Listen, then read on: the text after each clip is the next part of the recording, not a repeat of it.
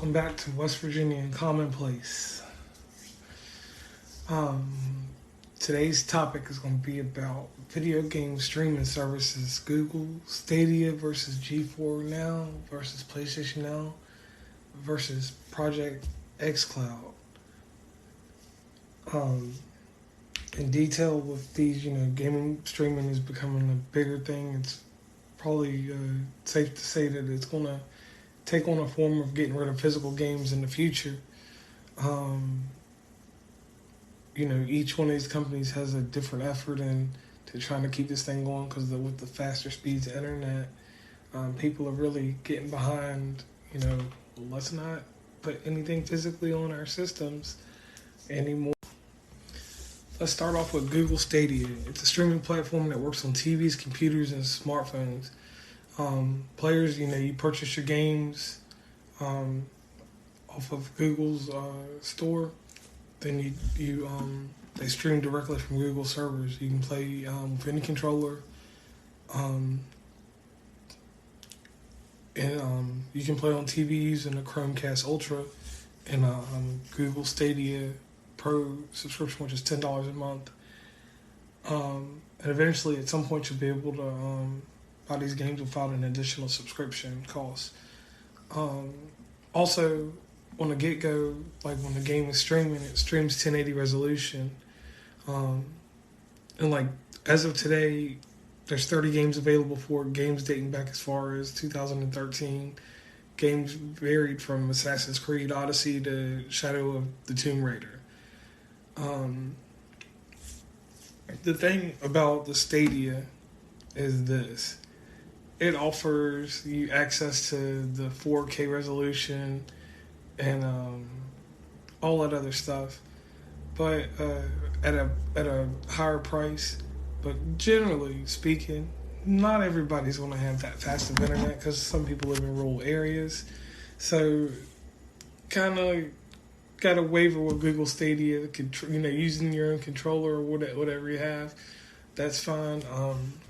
Another thing about the Google Stadia, you can play it on your smartphone, and you can play it through any browser, like on any computer. So that kind of works out for some people. Some people like that aspect.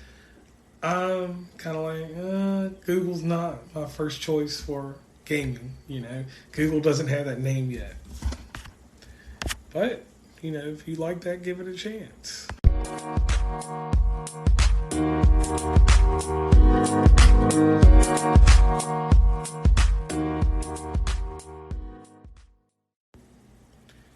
Now for a word from our sponsor.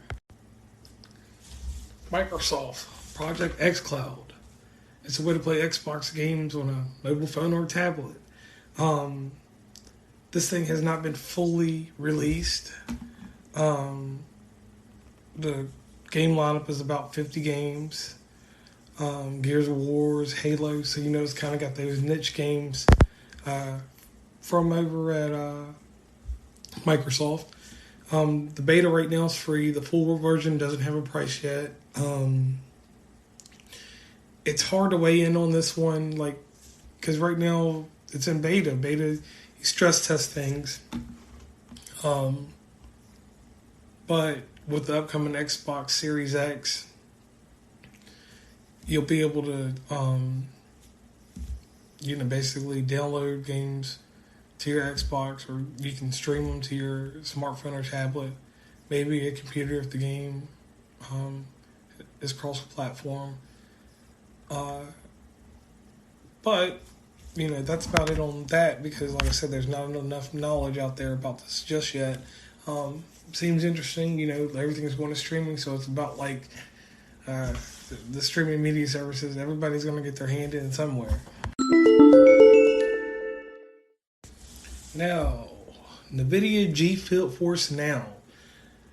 This is an interesting thing. The GeForce Now, you have the account, but you tie in your existing Steam, Uplay, and Epic libraries. Then you can stream your games to the TV, computer, or smartphone of your choice. This right here supports some pretty good games. Batman Arkham City, BioShock Infinity, The Witcher 3, The only thing is you won't find games on here from EA, Activision, Bethesda, or Blizzard. And a lot of developers kind of shy away from it. Basically, to simply put it out there, GeForce doesn't cost anything.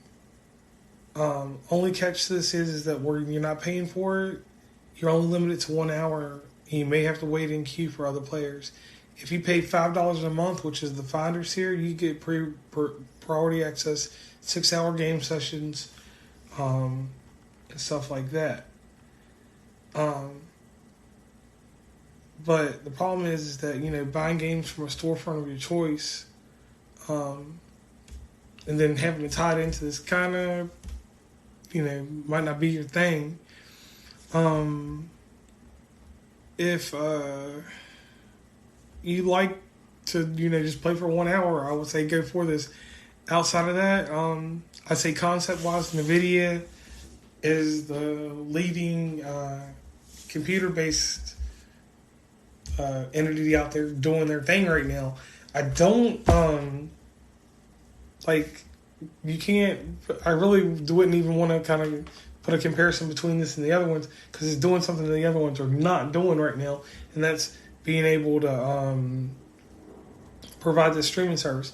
Only hard part, in this day and age, you should be able to get 10 megabytes of internet connection. In some areas, like places that have rural carriers like Frontier, you only get like 2 or 3 or 4 megs.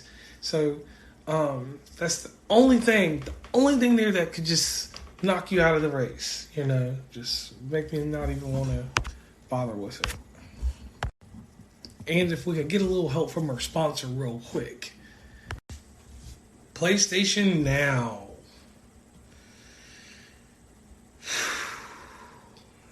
It's one of the oldest cloud and game services. It's available for PlayStation 4 and PC. It has over 600 games. You can download directly from the servers or download them to your PlayStation 4. Pay a monthly fee. Titles go as far back as PlayStation 2. And, even classics like Star Wars Bounty Hunter. PlayStation Now costs $60 a year, $25 for 3 months, $10 for a month. The awesome thing about this is that it gives you all of PlayStation's games. There's plenty of stuff for everybody. On the other hand, here's the thing, right? Everything is PlayStation centric. But the thing is that if it's not PlayStation related, if you're an Xbox guy or a Nintendo Switch guy like me, then it's kind of, wow. PlayStation Now, it used to work on the PlayStation Vita and other stuff like that. Now, with the PlayStation 5 being announced, they're going to do more with it. It's the best thing that's out, basically,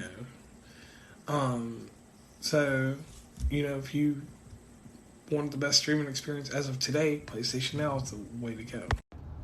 Tune in next time and we will be figuring out some other stuff. We've done streaming stuff to get you through the COVID-19 times that we're in. And we'll just see what's next. West Virginia and Commonplace, thank you for listening.